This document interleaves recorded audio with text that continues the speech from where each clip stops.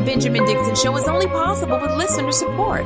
Go to www.thebenjamindixonshow.com to register for our blog and join the Progressive Army. Welcome to the Benjamin Dixon Show. I am, of course, your host, Benjamin Dixon. It is Monday, December 9th, 2019. Thank you so much for joining me. Let's start with Amazon and Alexandria Ocasio-Cortez. This weekend, Amazon announced that they agreed to open in Hudson Yards in a deal without any financial incentives from New York City or state. You will recall AOC, Alexandria Ocasio-Cortez, gave Amazon hell as they were seeking $3 billion in tax incentives in order to bring their operation to New York. Now, initially, because of all the pain that AOC caused them, they just backed out of the deal or did not choose New York. Well, that decision was reversed. They decided to come to New York or go to New York. I'm not up there anymore. And lease the 335,000 square foot facility and in Manhattan. And they are poised to employ 1,500 employees. And they're going to do it without any tax incentives. That's right. See, one of the things that happens on a regular basis, and it's time, I'm glad somebody is in the Congress now who calls this BS out for what it is that we pay corporations to come to our cities, and the corporations come, they bring some jobs. Yes, they do. Sometimes they bring high-paying jobs, but then oftentimes they bring extremely low-paying jobs, and then we end up subsidizing them not only with the tax benefits that we give them up front, but we subsidize them by paying welfare, assistance, food stamps to help their employees who don't make livable wages. So they get subsidies to come to our city, but then they get subsidies to maintain their low wages. And then obviously they have the best accountants in the world and they end up paying no taxes, sometimes in those cities, but definitely never any federal income taxes. So we have created this paradigm where corporations are free to fleece America and run off with as many profits as they possibly can make without any responsibility to the city, to the state, and to the country from which they derive all of their wealth. And AOC said, I'm not having it. And she didn't have it. And Amazon, you have to understand something. What these corporations can't tolerate more than anything else is bad press. There's a direct correlation between bad press and how much business they lose.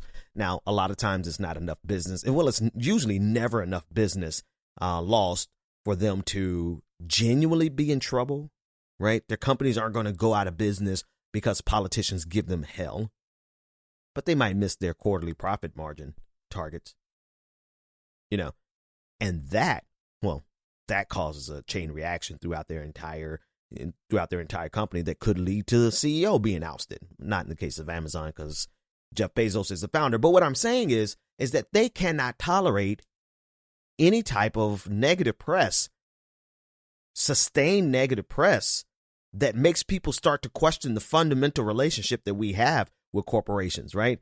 It's bad press. But then when you have bad press around labor, and this is why Amazon, if you remember, Amazon started hiring people to go on Twitter to push back against the narrative. And literally their accounts after accounts, they're like sock puppet accounts where people lined up, got checks in order to fight back against all of the negative social media press.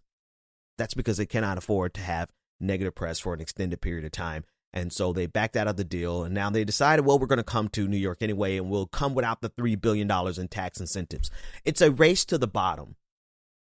I mean, the fundamental principle here is the race to the bottom, that corporations have pitted cities against each other, and cities say, hey, if you come to our state, if you come to our city, we'll give you $3 billion in tax incentives, which basically means you're not going to pay any taxes here.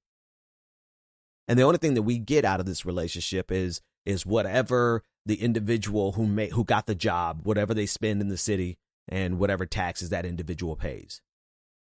Corporations have become masters of shifting the responsibility for salaries, for labor, obviously with salaries, for taxes. they have become masters of shifting that off to not only their employees, but also the people who buy their products or people who come to their establishment. Think about restaurants. The entire tipping industry is a method for the restaurant industry to not have to pay livable wages. And they've inculcated this into our society where it's just a standard. It's a norm where like we have a full expectation that a waitress is going to get paid $2 an hour. And it's my responsibility as a patron of that restaurant to pay. And if I don't, then, well, I'm just a cheapskate. Yeah. And then, I mean, and remember that entire time frame. Look at how they play us, right? Corporations are brilliant. They have brilliant public relations experts. And because there was an entire period in American history recently where when you saw a black customer, you expected to get a small tip. And so what did black people do in response? We started becoming the best tippers. Hell, I'm the best tipper in the game because we want to push back against this negative racial stereotype that black people don't tip. Well, the gag is on us because all of that was a plan to shift the responsibility of paying a livable wage from corporations to the consumer. And as far as taxes are concerned, corporations have shifted the responsibility of taxes from the corporation to the city. And cities and mayors, like morons, I mean, when I lived in Boynton Beach, Florida, I sat on a not a commission, but basically it was an informal group where the mayor came in and we discussed things every now and then. And it just resonated in my brain so much so that they felt that good leadership was giving stuff away to corporations. And I'm like, how, Sway? That, you know, you start asking questions like, if every city is doing this, then the only way you're going to be able to get a corporation to come to your city is by saying, basically, just come, take everything you want from us, come and live with us. You don't have to have how desperate are you? You don't have to have any responsibility to the city. No responsibility to your your lowest paid employees. You don't even have to give them a livable wage. You don't have to pay any taxes. You just come and take everything that you can from us. And finally, somebody was like, hold the phone. That's not how it has to work. And it's not. And a lot of these things that we accept as normal are nothing more than the result of years of public relations campaigns by corporations to convince us that this is the way it should be and that this is the way that it has always been, when in reality, this is not the case. This is not how it has to be. Corporations can pay their fair share.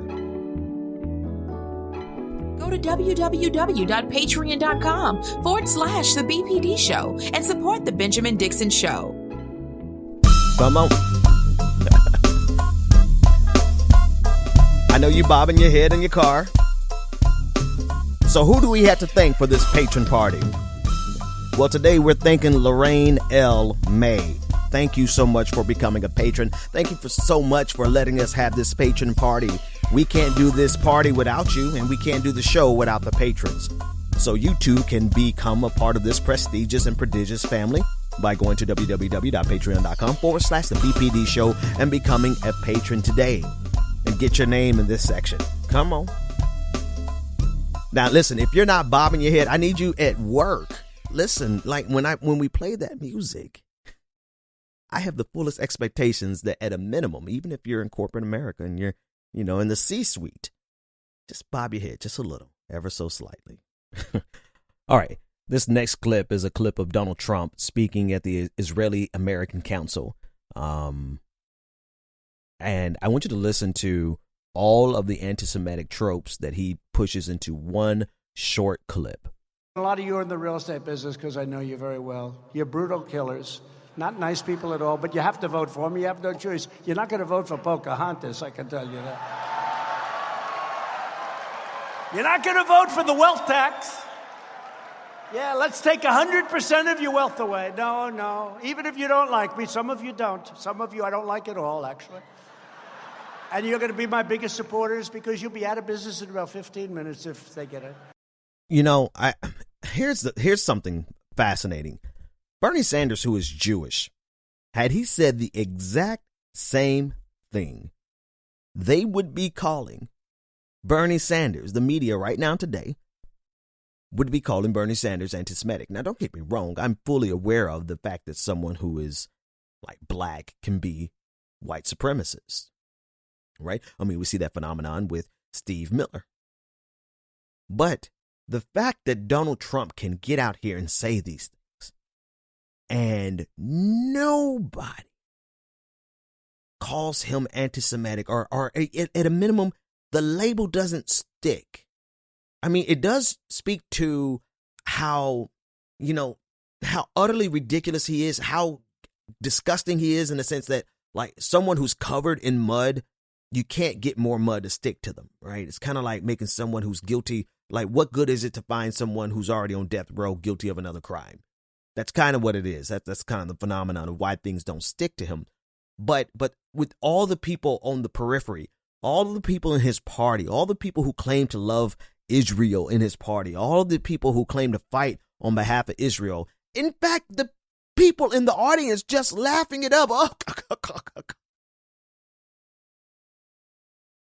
There's so many things wrong about this clip that really shows you how disingenuous American politics in general are. Just people will sit there and laugh and kiki if at the core of them they would rather support Donald Trump so he can cut their taxes. And that's literally what Donald Trump is saying there. He's saying, I don't even like you and you don't like me, but you're going to vote for me anyway because you don't want to pay the wealth tax. Now here, let's make another move here because you already understand that disingenuousness. But I want to point out something else. I see what Donald Trump is going to do in the election, whether it's Elizabeth Warren or whether it's Bernie Sanders. He's going to say, vote for me because they're going to take 100% of your wealth. Now, that's going to stick. You know why that's going to stick? Because conservatives are intentionally obtuse, also known as stupid. They want to play stupid because it just helps them fit all these ridiculous things into their worldview. Stuff that doesn't make sense. If they just play stupid, then they can make it make sense because they don't have to make it make sense because they're playing stupid. The politics in America is just utterly ridiculous. But that's what he's going to do. He's going to say the wealth tax is going to take all of your money. The response that Elizabeth Warren or Bernie Sanders needs to have really is to cut extremely deep and just simply say, apparently, Donald Trump doesn't understand second grade math. 2% is not 100%. Really insult his intelligence, make him seem as stupid as he is. And here's the thing, like, it's not going to affect him. He's going to keep doing it, but it will affect somebody. Not a lot of Republicans are going to get touched by that at all, but it may mobilize. That's the only response that you can give because it's true. If he's going to go around saying they're going to take 100% of your wealth when the wealth tax is literally 2%, then Donald Trump is not even, you cannot trust America in the hands of somebody who doesn't understand second grade math. Is that even second grade math? It's like kindergarten math. That's going to be the only kind of response to that. And I don't even think that's going to work because we are living in a post-fact America where people willfully and gladfully embrace false information because it just helps them maintain their paradigm.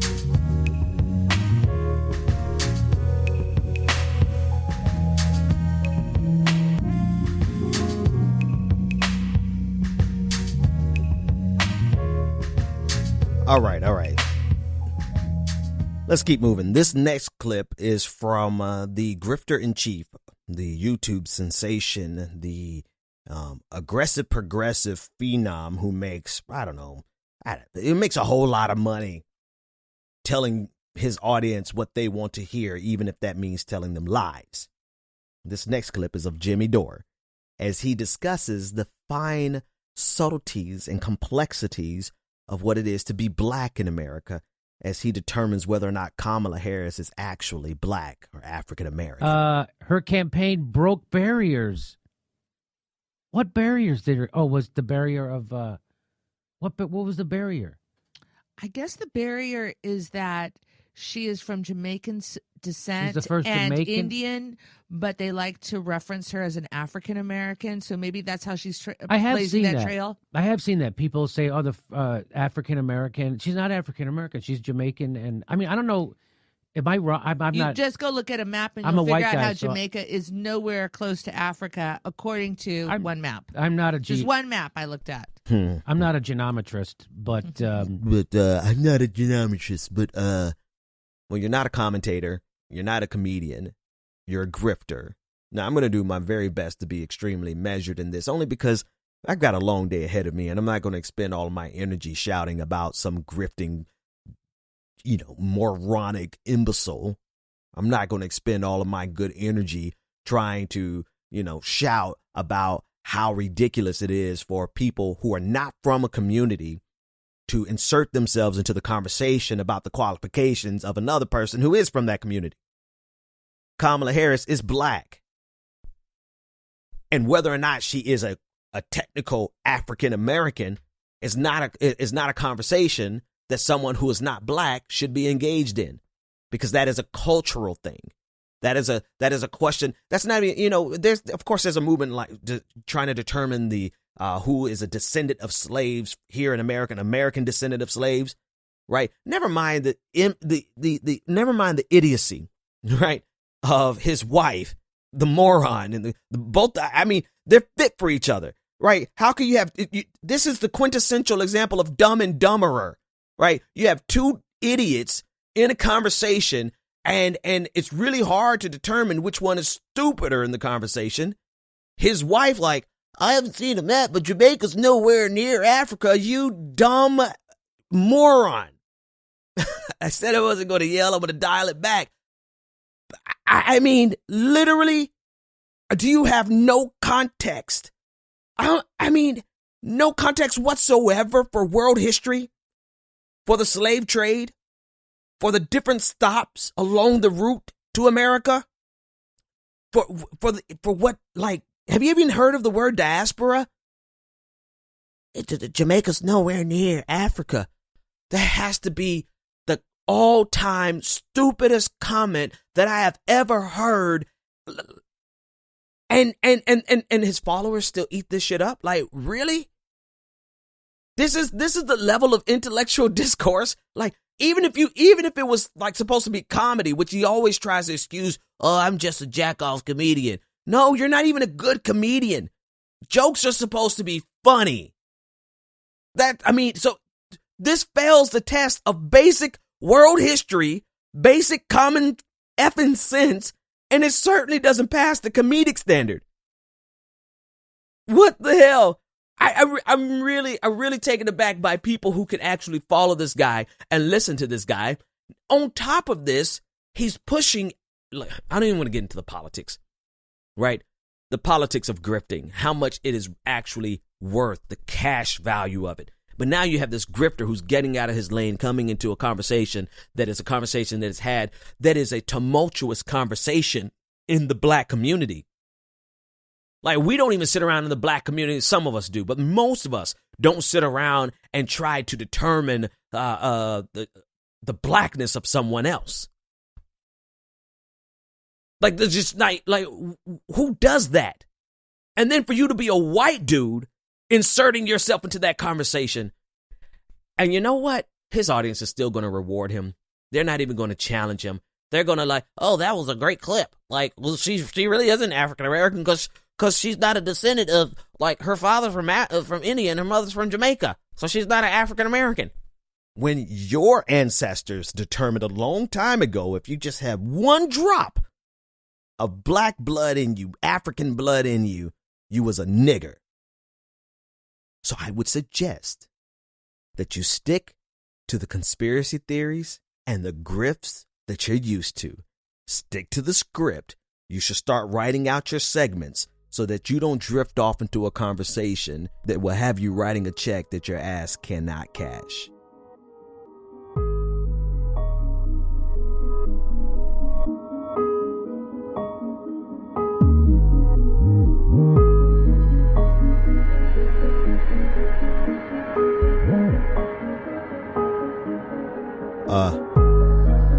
Somebody really needs to drop a verse on this beat. You know what's crazy? I just want to give a little commentary. I went all the way back and listened to my very first episodes. I went back, and you could do that too. What you should do if you really want to help the show out and you're not a patron, you should go to like Spotify or Spreaker and click on my first episode and just listen and let that thing play through all night and let all the commercials play. But I digress. I went back to listen to the show, and the quality difference over the last 5 years is like unbelievable. Like, you're getting a top-notch show, and there's still places where I'm going to refine this to be even better. And I honestly don't even know why I'm talking about this. I have actually a whole lot of other stories, at least 2 more stories that are substantive that I need to talk about. And here I am talking about, you going to press play just to let my podcast play through the night. But when you go back, what's mad about it, what's crazy about it, is that I was listening to it on my phone at the house, and my wife was like, "Oh, is that you?" I was like, "Yes, that's me." She said, "Oh, I'm glad you got a new microphone."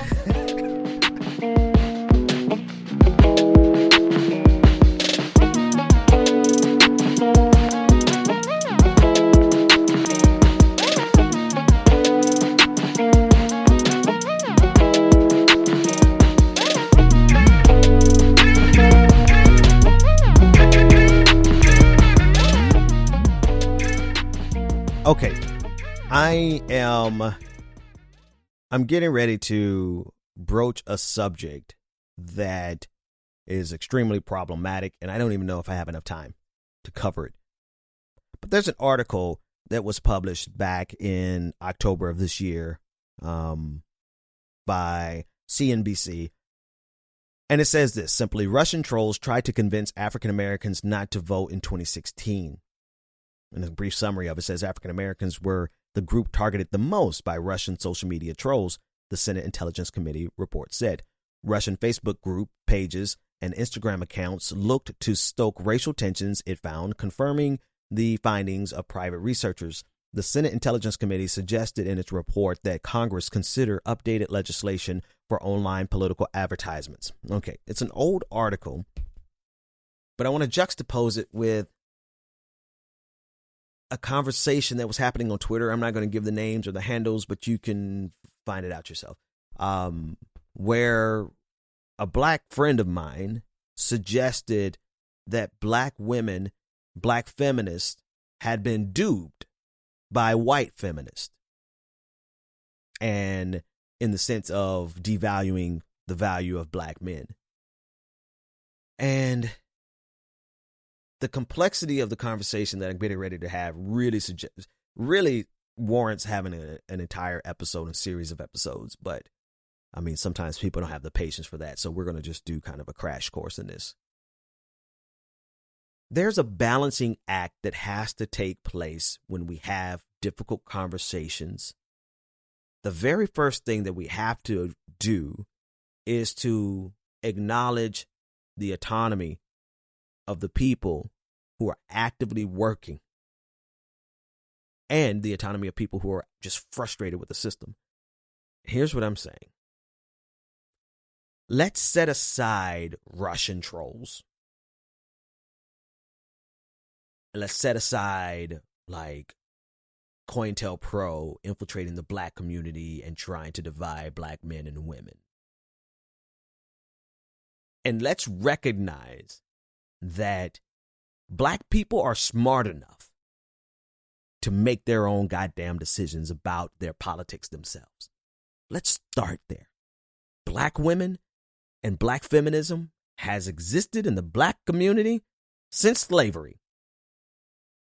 And black women have had the capacity to call black men out and challenge black men and demand that black men be better.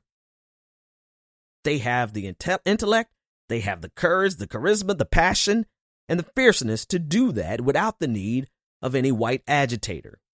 Similarly, the agenda of any Russian troll, the very easiest way to get black people to not vote is to ask the question, what has the Democratic Party done for us lately?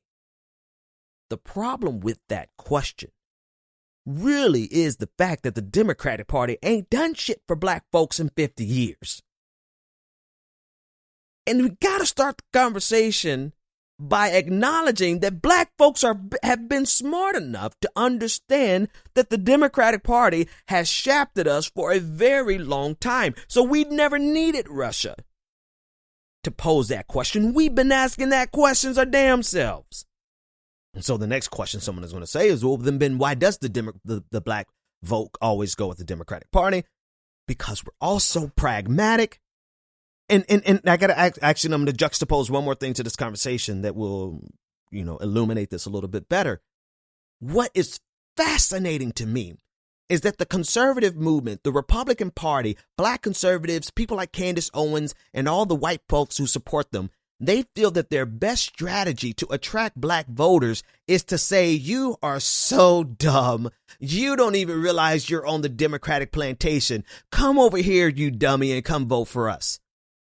Their appeal to black voters is that you don't have enough sense to realize what's in your best interest. It's so paternalistic. It's so dismissive. It's so condescending. And yet this is their best appeal to us because they want to make black people who support the Democratic Party irritated and agitated by the fact that the Democratic Party hasn't done anything major for us in the last 50 years.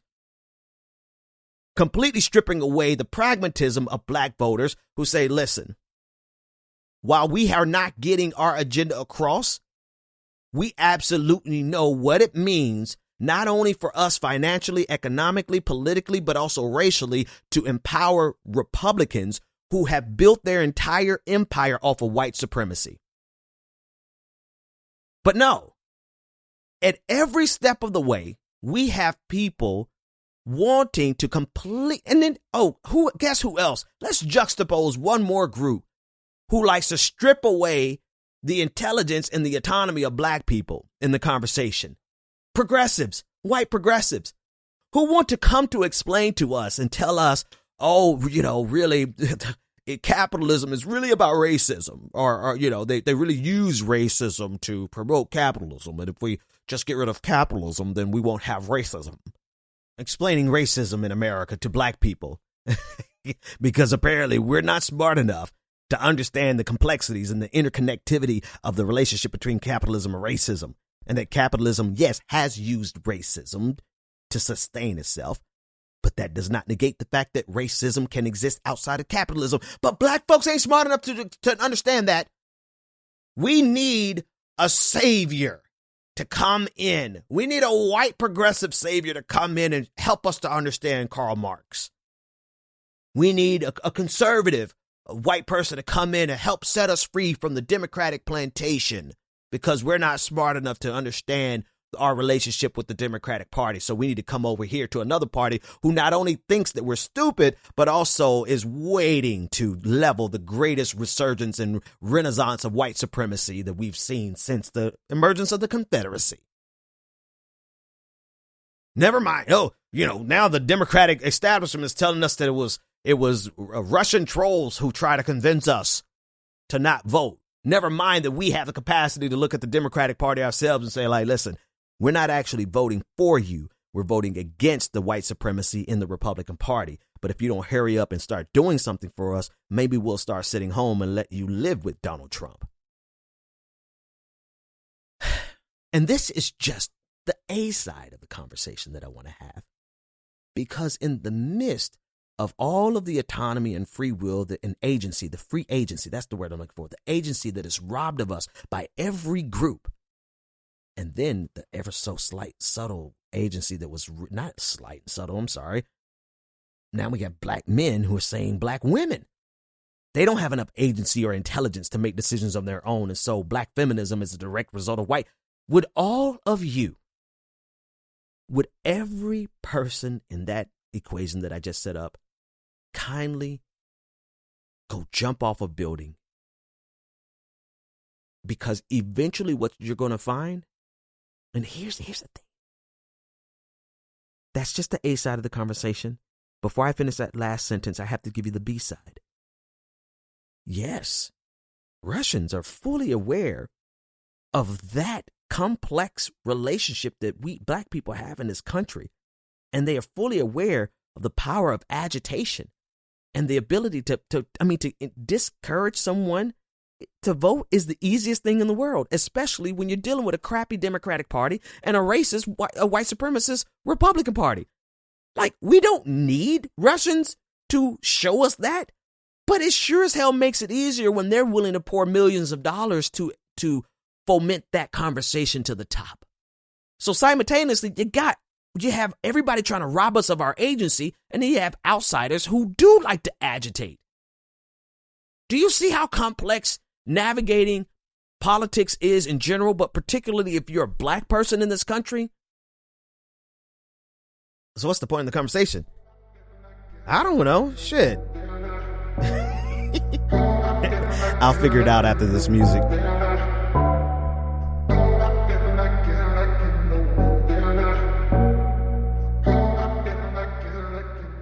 The point of the conversation is I think the number one thing, like if as black people are determining our own destiny and our political alliances, the number one thing that we should look out for, and we should 100% reject, is any group whose baseline is a rejection of our free agency. And I'm saying that holistically across the board, because I am just as sick and tired of progressives doing that as I am conservatives doing that, as I am the Democratic Party doing that. Black men stop doing that to black women, because we can't win without each other. We can't do anything without each other. You split this vote up in half based on gender, we're screwed. So black men, first and foremost, never do that to black women. Black women have the intellectual capacity to make decisions on their own, even if they are outside agitators. I'm like twisting and shifting in my seat. I'm ready to stand up. Like, there will always be outside agitators who are looking and seeking to divide. But can't you trust black women enough? Can't you trust the spirit and the intellect of black women enough for them to understand that? And for them to be big enough and strong enough and have the intellectual capacity enough to realize that, yes, there are plenty of white feminists out there who would love to see the demise of the black family and all that other stuff that you talk about, right?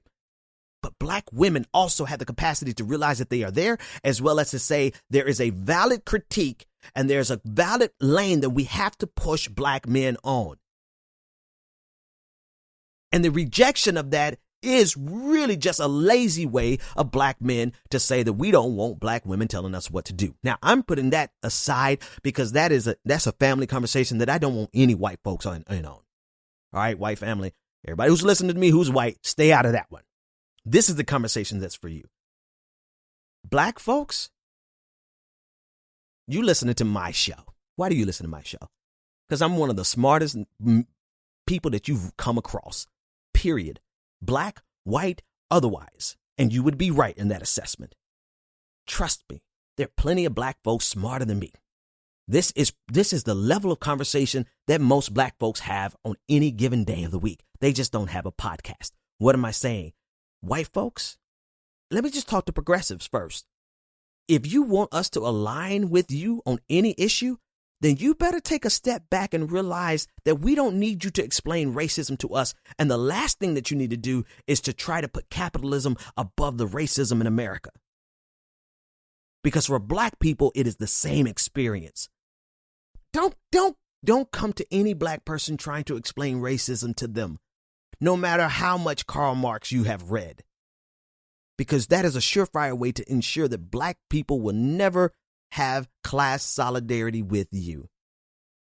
And because you're wrong, because while capitalism uses and requires racism, racism does not require capitalism.